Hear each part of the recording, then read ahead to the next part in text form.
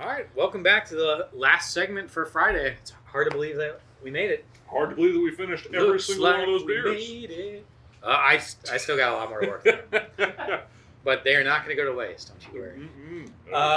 So we're going to pull in some of our friends, and we're going to talk about starting up a game studio and not only game studios, but just some of the general thoughts on starting up companies. Helped us with that for sure. Hey guys, Hey, how's it going? Very good. How are you? Well, we're making it through, you know. Man, you guys are gonna make me do 3 screens now? I'm well, sure maybe you- even 4 if Chris. I was gonna say, it'll be on 4 in your bucket. Yeah, we only budgeted 2, so Yeah. Ah! Scooch in close. yeah. So welcome. How's it going? Good. How you doing? Then, Good. So I think everybody knows about us, but why don't you guys go through and give a quick introduction, how you got into games, and then we can get started. And I think, James, you are moderating this, right? This is your show? yeah, you got it. Well, you know, my thought, and hopefully this is all everyone shared love. I thought we'd do a little bit of a roundtable style presentation, like a speak to. Sounds great. My thought was that a lot of these topics and questions are really common, kind of first like fail forward hurdles, and it might be an easy way to take 3 people with a similarly sized time and company and number of years in business, and maybe tackle how we solve some of these things along the way and help some of these early game companies kick it through 2020 and beyond. Never hurts to help, right? Yeah, right. Honestly, anything that can help you drag through 2020 at this point is a bonus. Yeah, seriously. All right, round 6 with me hitting the present button. Let me know if you guys are all good to go. Oh. Yeah. Well, I'm just gonna make it go full screen. It's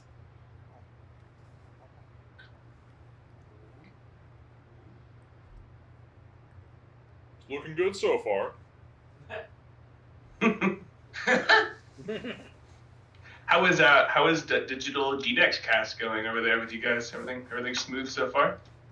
I think so. Yeah, we're running hot like we always do, but I'm really happy. We had a lot of great speakers. I kind of wish we had budgeted more time, just because we had some really good conversations going that we had to cut for time. So There's always like an offline kind of like I don't use the term like vault, but it's a cool piece of like spin content later. yeah, and we've got there's conversations going on Discord and Twitch, and then we'll post everything to YouTube. So it's evergreen in that sense, I guess. But it just sucks when you're like really in the zone and you want to keep talking. But Yeah, no doubt. All right, well, if you guys are all screen synced up, we'll get right to it and do some intros. let's Oh go. yeah, we're live. We are ready. Yeah, we're going. We've been live. Okay, Great. so we're gonna do a little round table. Next slide, we'll do an intro. I'm James. I have Matt and Chris here, some friends and other founders of indie game companies and publishers in the area, and we're giving a panel on managing and growing game studios, and everything from the high levels of company culture and publishing goals. One of my favorite things about giving panels at GDEX and meeting some of the folks in the last few years participating is that they're going to range from very first time indies right out of college and folks that have been kind of at the grind for a few years. I think this covers both of those audiences pretty well and gets them excited. This is my 4th GDEX. I'm not quite a super pro like Chris is, but we've been early lovers, ambassadors of everything that's happening there. It's kind of our local East Coast lightweight GDC that continues to be more fun and engaging each year, and it's really been great to watch it grow and expand. And Matt, if you want to do a little intro. Yeah, sure. Hey, Matt White. I run Whitethorn Games. We're an indie publisher in Erie, Pennsylvania. We focus on sort of cozy, wholesome, approachable titles. We're kind of about 4 years old now. Gotten to about maybe say 16 total employees between part-time and full-time folks. James, Megacat Studios. So we're a creative-first studio based out of Pittsburgh, PA. We do everything from government work and physical cartridges to tons and tons of, I want to say, like easy to pick up, hard to put down arcade experiences. And Chris, I'm Chris. I'd love you to do introduction number 25 for all of your excitement during GDEX. I'm Chris Volpe, the president of Multivarious, the president and founder of the Ohio Game Developer Association, and the founder and executive director of GDEX, this show we are watching. So that's me. Chris, can you remind me how many years Multivarious has been thriving and living out there? We're on year 9 for Multivarious. Yeah. Well, I'm glad our portfolio here from like left to right kind of shows like our seniors and our truly experienced Multivarious wizard over here. Mm-hmm. So it should give us all some unique perspectives and ideas. So we have the publishing kind of outreach here side broken down into some cheesy business stuff, some kind of FAQ thing about publishing, and I think that might be a really fun part of the roundtable to talk to some of these other smaller studios, just getting legs under them. How we have approached different types of commercial work. A lot of times it's pretty common for everyone to start with the kind of fire hose approach when they're looking for how to create runway. I'm sure we can all share memories based on that. And then kind of just really, really high level, what that early stage marketing looks like, how to grow it, and kind of where it folds in across the other business channels. So I love starting with really high level basics that I think resonate quite well with anyone that has any kind of either previous work experience in or around the startup space. And I always have thought that bringing that same kind of lens to the gaming industry has always been something we can lean on. It's helped us with team building and really creating something strong that has allowed us to work around many of the challenges that come with working in a super creative kind of hit-based space. So I love the company culture, mission, and values kind of piece. And I know that from having kind of sidebar conversations and knowing Chris and Matt the last few years that this is something that they also really kind of celebrate and hold in tightly. And similarly, when we were just talking about doing this panel, one of the things I really liked about having the panel with both of you is you both also have a really high, I want to say, team member retention rate. So most of us in this space, in this industry, we see a lot of contracts that, people make a game, they ship a game, and then those team members are off to their next adventure. And that's almost the, as far as my understanding, it's the exact opposite of how both of your teams are set up and our team. We're about a 90% retention rate for our team members. So once we engage them and they're in the fold, like they're living with us and fighting battle to battle. Yeah, probably I guess our exception to the rule there might be our interns and part-timers. They tend to kind of grow up and move away sometimes, but they're young by and large. We have 3 colleges in the city, all of which have fine arts, computer science, animation, and so we tap, and marketing and business for that matter. So we tap those colleges quite a lot, and more than once students that we were employing have gone to Microsoft or Google or sort of like much larger, much bigger kind of jobs. And that's not to say we wouldn't keep them, but sometimes it's hard to compete with a Google offer, So that's probably the only churn we really experienced, to be honest. We've never lost, we've never suffered one of the sort of core member losses or anything like that, knock on wood. But yeah, I would say that retention is really important for us. It's one of the things that's interesting about a smaller city too, because human resources are extremely valuable when your city only has 300,000 people in it, right? Because it's not like there's 90 other game studios here that I can poach employees from. So it becomes like a real uphill pitch. I have to move somebody here from another state if I want to replace their spot, if they're more senior. So yeah, we try to treat them as well as we possibly can to discourage that. And kind of talking to the intern piece, I think this can often be a really good starting point when people are talking about internship programs. I know as a previous intern, I was very wary of most of my internships that I was applying for, and especially the ones that were really quick to engage. But, for our company, our internship kind of program exists almost explicitly for recruitment.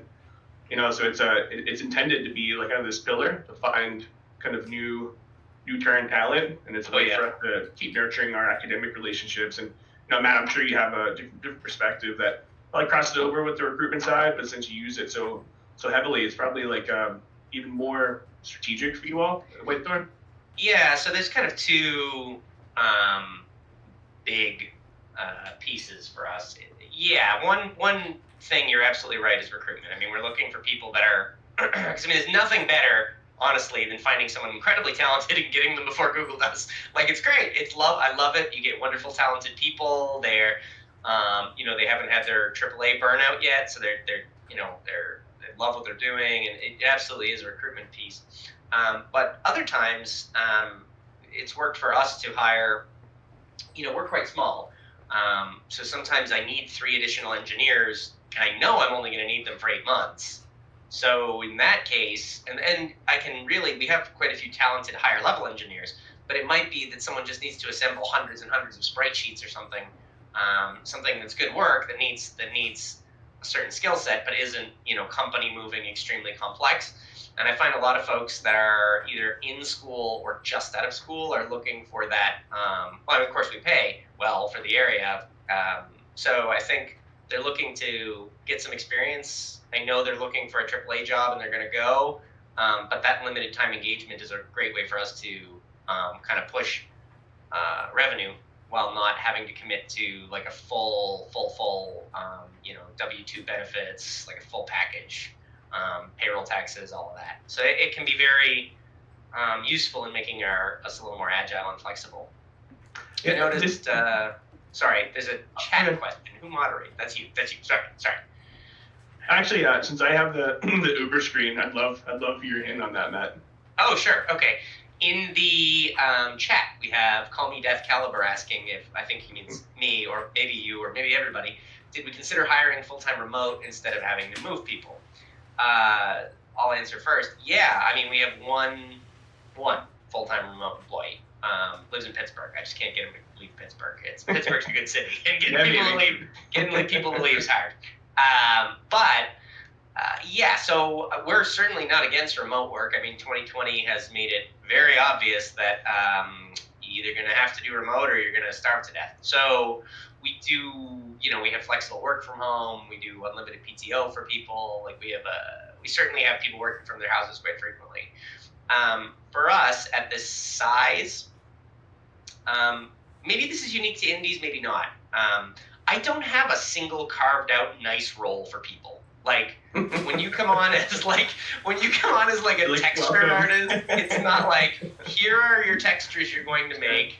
This is the workload. It will be relatively similar every week. So one of the difficulties in remote work for us right now, and I think this will change as we get larger, is that, the artist might also literally be like helping to frame drywall one day. Like the level of wild change in a small company makes it really tough to have someone be explicitly remote. Even the fellow in Pittsburgh is up here, or he was up here like every other week, just hanging out and doing something. It's only like a short drive, right? So they can come up. So I think there's a spot for us to have permanent full-time remote people at some point. I just don't think we're at that point where I could easily compartmentalize their work in a sane way that would give them the kind of agency you're looking for with a remote job, but also the career growth that I think you're looking for when you join a small company. Yeah, and kind of two kind of points we touched on that I thought were really, really interesting for someone looking at scaling and hiring, and we're going to get into a very high level of like organizational roadmap and workflow, and it's really common as you're scaling to have those like slightly more generalist skilled roles be much more valuable and needed, because you don't have enough texture artist work to have someone running texture artists exclusively for their only focus. Mm-hmm. So specialists end up being carved out kind of as the company creates a little deeper kind of inroads to its own company DNA, and then as those processes get to the point, you can have 2 VFX artists super dedicated. We're about 50% remote, so we have team members in Denver, Texas, New York, LA. Our first engineer that was full-time was actually in Finland, Lauri. We wouldn't be here without you. And just in general, the kind of the big selling point a lot of times for folks that are joining a startup, rather than joining the Fortune 100 like tech leaders, is that they join startups because they want to have a big impact on the industry by being close to the product, and then they join those major companies, hopefully to earn quick, and then fall into a role where they can be surrounded with wildly experienced seniors. So I think that startups provide this really nice kind of hit the ground running, get your hands dirty, touch all the stuff moment that there's almost a career cycle that people call it like learn and earn, where when you come in and you're touching a lot of things and building out pieces of your portfolio. And I'm sure I speak for at least one or both of us, but when you're looking at hiring candidates, their portfolio is the most important thing. Like if someone's ever made a game, it's really hard to kind of put them into that first role. And I'd love, by the way, to get Chris's.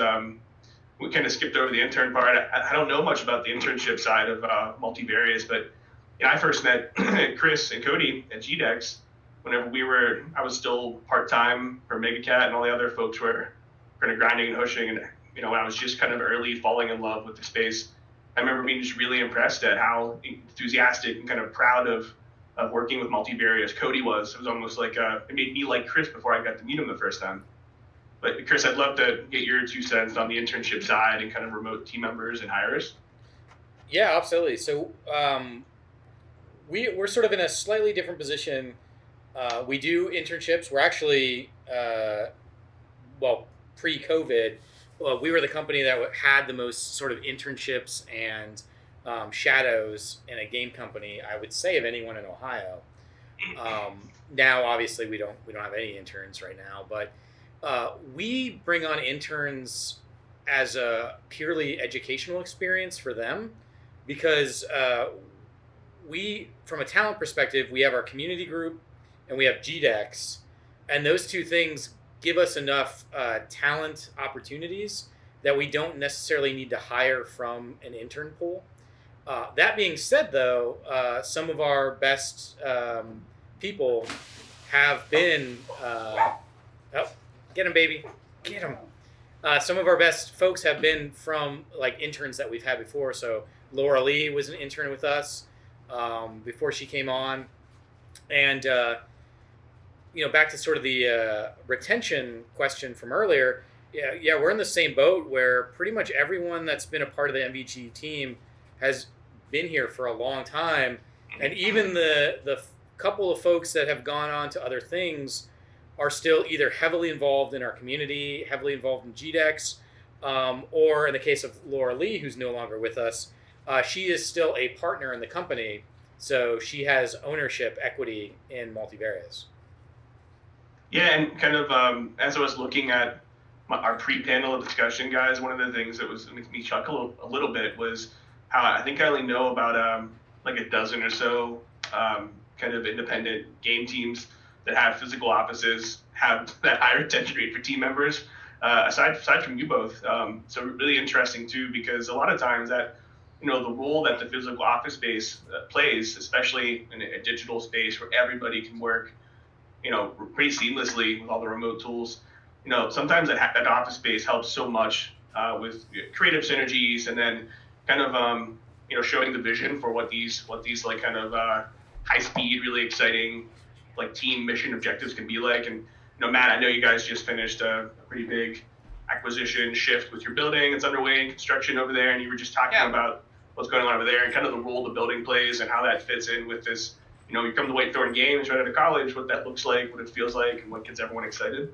Yeah, there's definitely like and maybe I'm old. Maybe this is me realizing I'm old. There's something about like a building that legitimizes it. I don't know what that is. It's just, maybe this is because I've done the startup thing a little bit. Like, there's so many startups that are a P.O. box in Delaware. Like, right.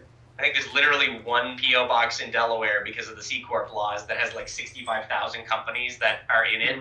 And so it's just, I don't know, I guess I'm a little, in the back of my mind, if I don't see the beef, the actual physical product, I think I'm sort of like, this is my dating app for ferrets. Like, it just doesn't feel, I don't know, something about the shovel in the dirt makes it real for me. And I don't know, again, maybe I'm an old man.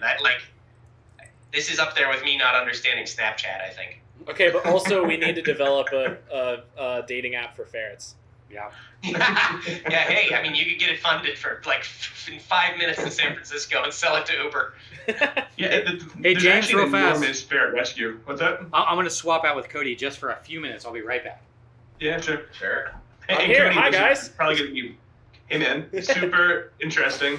There's actually an enormous ferret rescue very close to our new office, so that might be an easy fertile ground for us to kind of get Synergy. early beta test. Yeah. Okay, so this is all we have to do then. So we create the ferret dating app that's an adoption for that company. We spin up a 501c. We got this.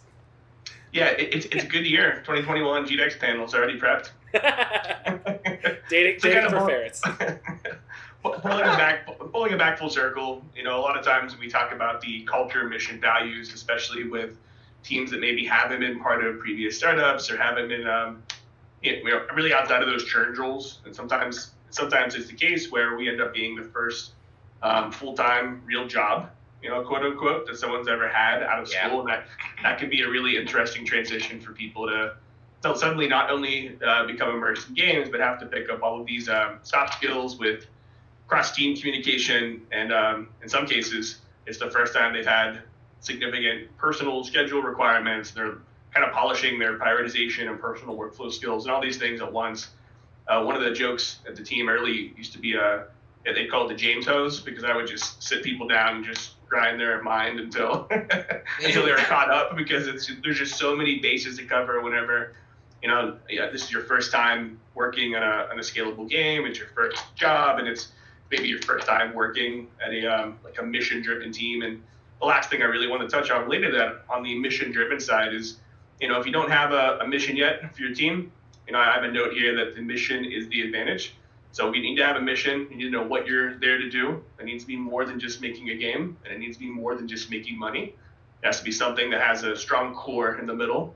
You have to have your money guy. That's usually your founder, CEO, but someone's going to be covering that base while also helping to kind of share that vision and that mission and kind of what the company's values are all about. And on the value side, I took some examples of some of the mega cap values and wanted to maybe call them out, because it's easy to kind of hit the ground running and be making a game and maybe have not had the time to sit back and think about some of these, I would say, more philosophical things. And then we're going to get into some of these tactical, kind of cheesy, businessy things on the next slide. And then Matt, I know you guys are very, very mission and kind of values driven. So maybe sharing some of that and kind of how you came to the mission and values you have would probably be really interesting for some of these younger independent game folks that are just getting started in their career. Yeah, I mean, I left PlayStation to do this, and before that I was Volition, and so I've kind of done the AAA run, and I've seen basically every size of a company you can imagine, and also worked in academia for a little while. So I think I kind of like buffeted my way through the games industry until I found the spot I liked. Academia is good, but it moves so slowly. It can be very grinding. AAA is good, but you feel like you don't necessarily have an impact on the actual end product when there's 6,500 people working on it, so you can feel a little bit hopeless. Also, there's the other AAA issues, like, the very public AAA issues like churn and crunch and those kinds of things. And I really enjoy that, like, AAA space. So, like, Volition had about 120 people when I was there, and I think that's as big as I would ever want to be. Even that's huge in my mind, but that's like the maximum conceivable size, where I think you still feel like you're working on something big and cool, but also every single person. And when you go to the employee kind of happy hour every other Friday, like, every single person, like, you remember their names, that kind of thing. So that's always been really, really important to me. So that's a size piece. But in terms of the kind of company we want to make, a lot of that comes from the AAA burn, right? Like, I never wanted to be a place where, I had this experience at PlayStation, and this isn't unique to PlayStation, so this isn't me just calling out PlayStation here, but we had like layoff lunches. Like, these are like a thing in the AAA industry, where you show up to work and there's just security guards at all the doors for some reason, and you don't know why, and like, they look at your name badge, and if your name isn't on the list, they give you like a $50 Applebee's card and go home. And everyone else gets fired and has their desks cleared out. And so there's just people being marched up by security, crying. Like, it's a lot. And so one of the core things for me was, like, I don't ever want to do that to somebody. Like, just from a pure, like, I'll fire somebody. I will. I hate it, but I will do it. If you're being a screwball, if you're stealing, if you're, and you just, there's something where it's like discipline, that's one thing. But I mean, just en masse laying off 95 people because you marketed poorly to China or something is like that's employees bearing the brunt for your mismanagement, and that's a place I never wanted to be. So that was really important from the get-go for me, and I think really is in the core of everything we do. Our employees get to vote on the games we sign. There's like profit sharing methods where we push back money from the game sales right to the employees. Being worker centric was super important to me. I'm also from an enormous trade family, so like everyone else in my family is like a barber or a steel mill worker or a pipe fitter. So there's like a lot of union values in my mind as well that I bring to the table, and that forms a core of the company, I think. Yeah, I definitely. I don't think we would have ever kind of had some of the lift we had if we didn't have some of these early pieces. And part of our key team's leadership, I think Jason spent about 15 years in Nickelodeon, running game strategy, and we had 2 folks that came from Ubisoft early, and then almost everybody else was coming from these internship and academia and kind of indie space. Actually, the way we originally met GDEX was we were doing some of the retro free play area up there, which used to be a major piece of our smaller trade show, kind of dip our toe in the water.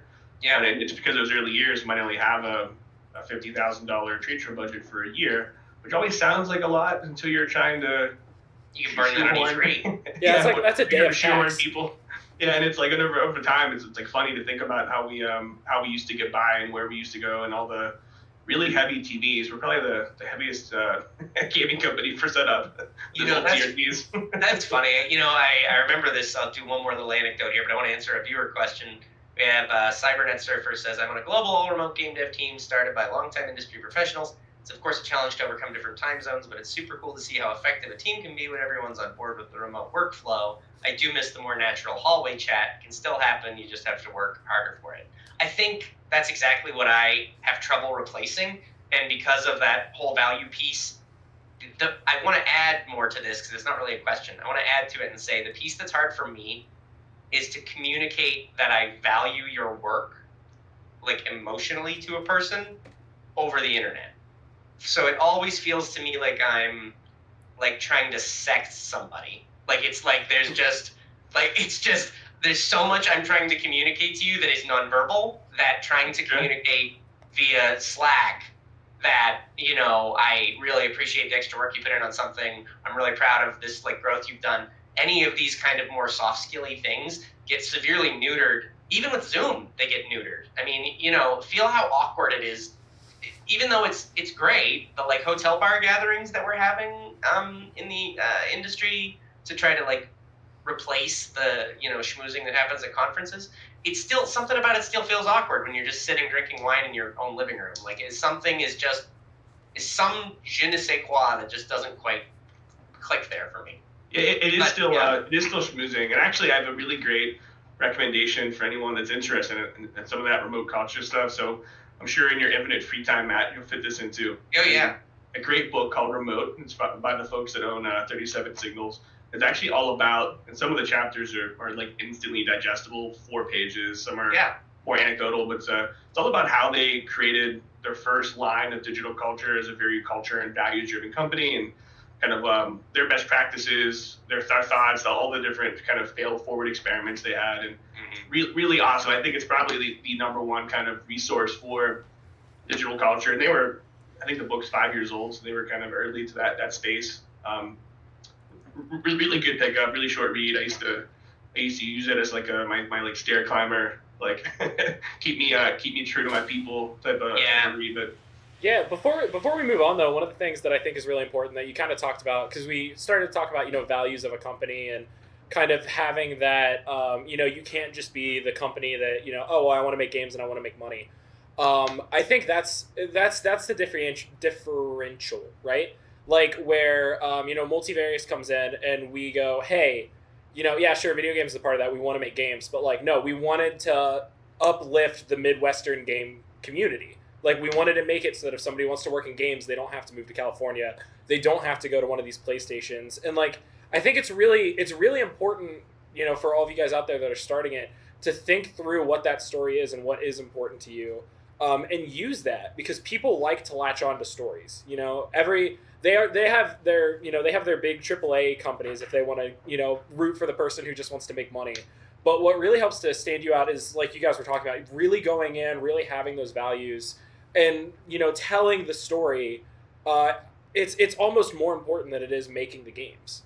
Like, it's such an important part of, particularly I think, indie culture now, is having that kind of thing and that way that you can relate to other people. I think that's the reason why, I mean, a lot of people kind of appreciate and become attracted to GDEX is just, you know, it's this event where we have all these really cool small indie developers that aren't here to just, you know, make that network, make that business card, but actually get to, like, know each other and know why they're doing things and get connected that way. So yeah, like, having that story as you're starting out and as you're thinking and going, yeah, we want to make this game, but also we wanted to do this. So, you know, we wanted to make this game because we wanted to see, you know, more diverse things. Or Matt, I know a big thing. Yeah. Matt, I know a big thing with you guys is that you want to make games that, I don't want to say aren't for gamers, but games that aren't, you know, bloody action, look at this violence, Michael Bay trailer kind of a thing. Yeah, sure. And I think that's a super cool part of your story. Sorry, go ahead. No.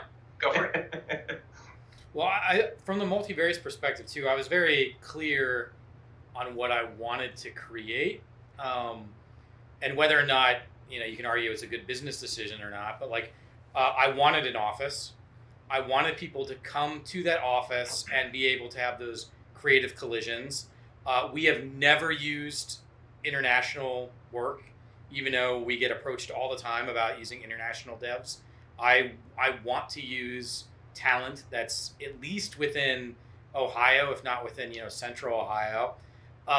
Before I hired my first person, we had full benefits. So, you know, we had health, dental, vision, disability, all that stuff. So like, I sort of made a decision on what the environment I wanted to have was before I even brought people on in a, you know, a W-2 or a partner capacity.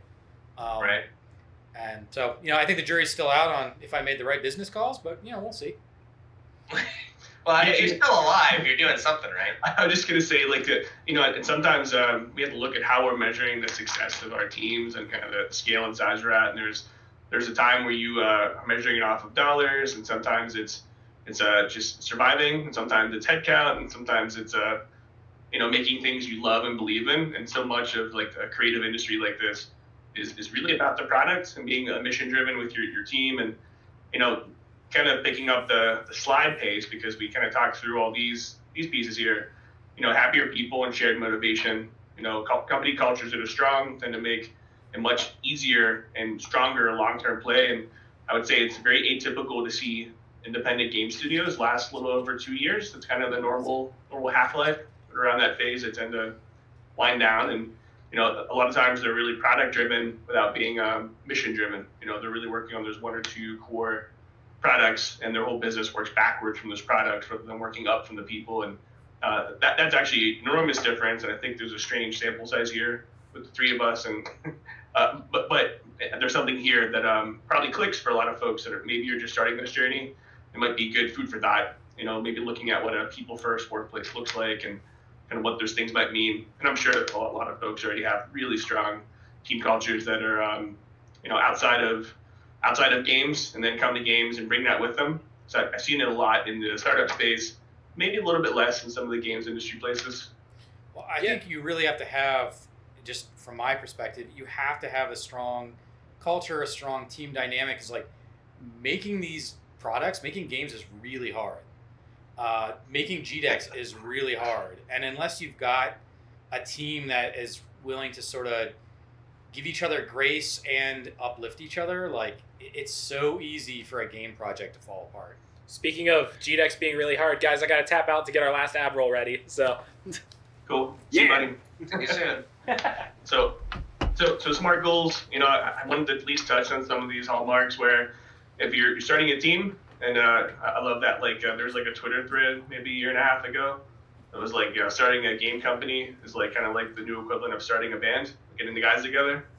And, you know, there's really there's no barrier that's preventing us all from accessing like the global audience and releasing a game, and powerful tools to make powerful games that are fun and and really drive a story. And if you look at the origin of many game companies, it doesn't have a business lens to look through. So this is a really great cornerstone for someone that hasn't gone through the unnecessary rigor of getting an MBA or reading an unnecessary number of business books. Setting goals that are specific, they're measurable. Whether or not you're working towards them, you're breaking them down, achievable. They're within reach. It's great to set a goal to say you're gonna 10x this year, but it's unlikely. And then that goes into realistic and then time bound. So hold yourself accountable, hold your team members accountable. I think along those lines, something that the earlier you can learn it, the better, is just being able to say no.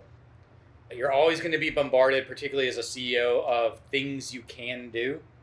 And the quicker you learn how to filter out the opportunities versus the noise, the better.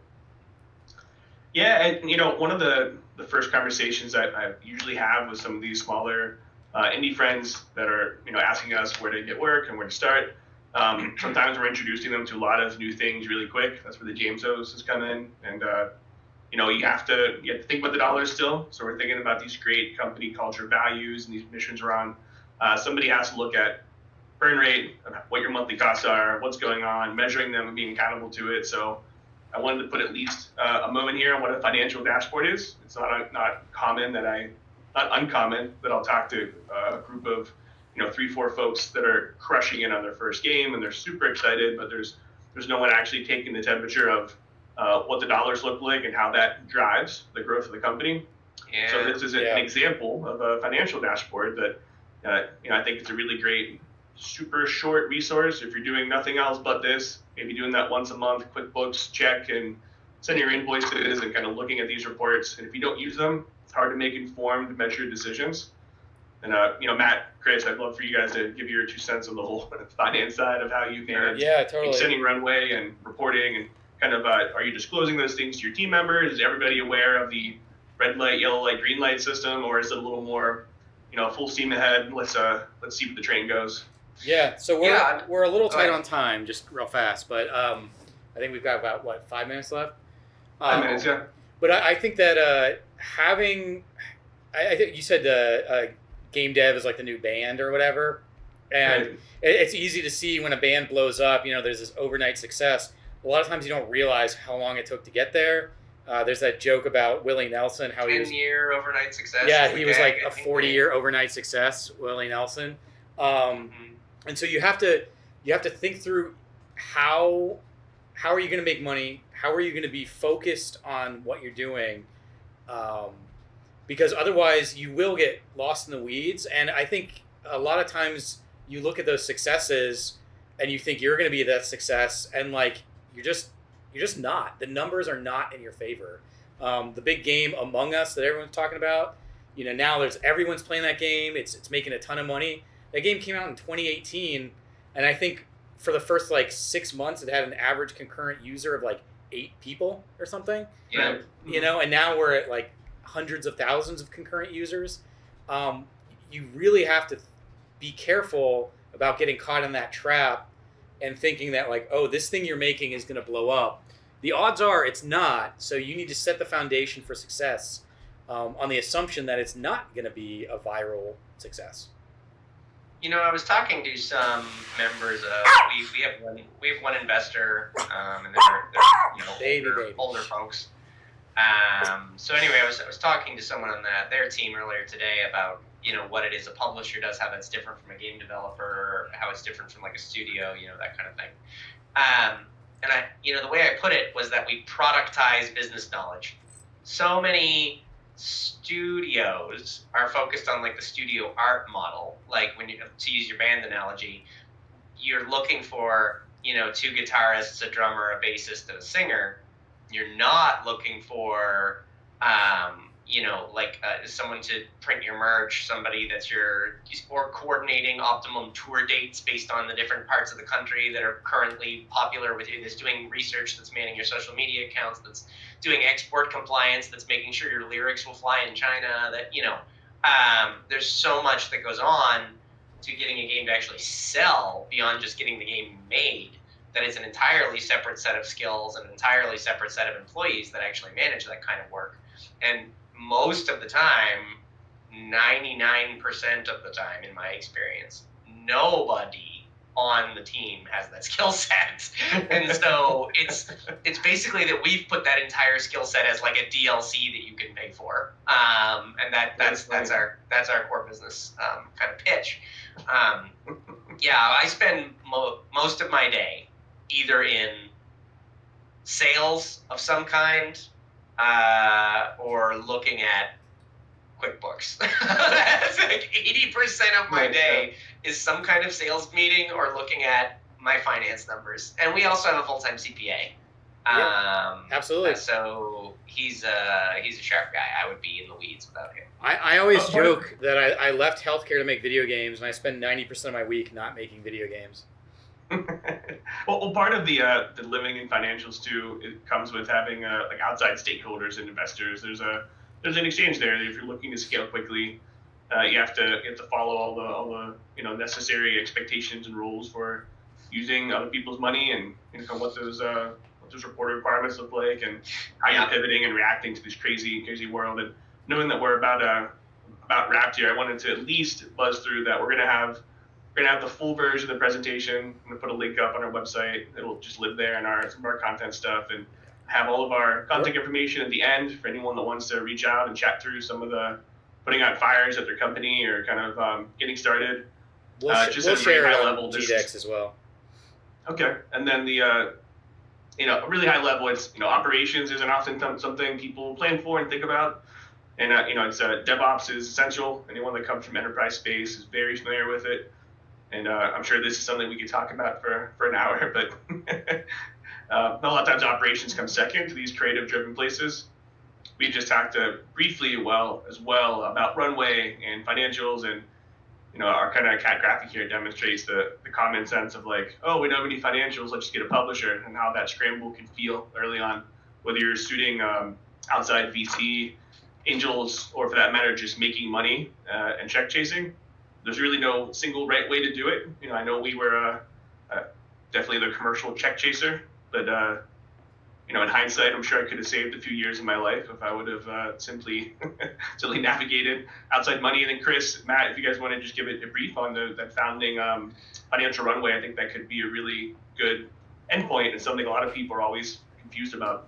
Yeah, I don't have good news for the first founding part. I completely funded the business myself by working 2 jobs and pouring all of my money into it. So the good news is that working in the Midwest or east side of the country, your money goes a lot farther, right? You can stretch $1. We were actually saving to buy a house in California, and with a lot of that savings, I bought a house here and then had enough left over to start the business.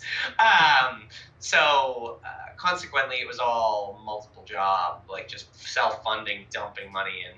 But importantly, once you start getting traction, that fades away. So it took about a year and a half of that grind before I was at a point where I could pay myself. And actually I was certainly paying a lot of other people before I ever paid myself $1. Until this year, I was the lowest paid employee of the company by 100%. So that was a very difficult time. But we've gotten through that. I have both done the check chasing piece and the outside money piece. Thankfully, we didn't have to do as much check chasing. There's good appetite for investment. And I managed to get in with some state funds type folks, not sort of traditional VCs. So they're a little less parasitic, brutal to work with. So that's been very good. The seed round this year for about $1.5 million, a little under that. And that's kept us with a really good runway for a while. And that, of course, there's also game revenue that keeps us afloat and contract revenue. So that's not just... It's really important to think of a company like a living plant that's receiving new nutrients even as it's spending the old ones. It's not just like you feed a plant once and then it lives forever. It's really important to think of it as like an ecosystem that's like constantly going and changing and shedding. Yeah, that's great. And I think we're actually we're at minute 0. Is that right, Cody, Chris? Yep. Are we? Yep. Yeah, I think we're pretty good to start wrapping stuff up. So I have a whole set of resources and links embedded in the presentation before the cat handshake end. Emails, high levels on marketing, entering publishing questions, and that time really flew by. Getting off to the races here. I thought we'd have a little bit of time for some short questions, but I'm sure I speak for everyone here that we'd all be happy to spend some time answering those things via email and on our Discords and wherever else you might find us and wherever you want to ask questions at. Absolutely. Thank you, James, for putting this together and modding it. Thanks for having us as always. Appreciate it. Matt, thanks for fitting it in. Yeah. Yeah, sounds good. Yeah.